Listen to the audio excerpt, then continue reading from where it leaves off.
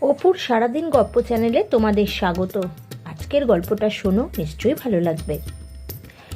একদিন মহারাজ কৃষ্ণচন্দ্র গোপাল ভাঁড়কে বললেন, গোপাল, এমন একটা জিনিস নিয়ে এসো যেটা সস্তাও আবার দামিও।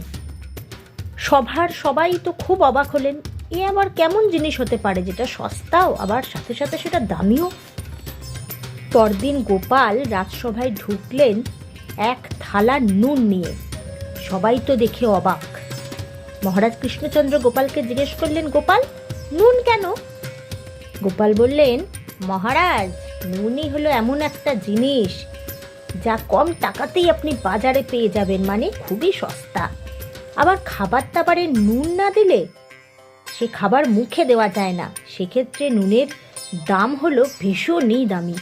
তাই নুনই হলো একমাত্র জিনিস যা একসাথে সস্তাও আবার দামিও।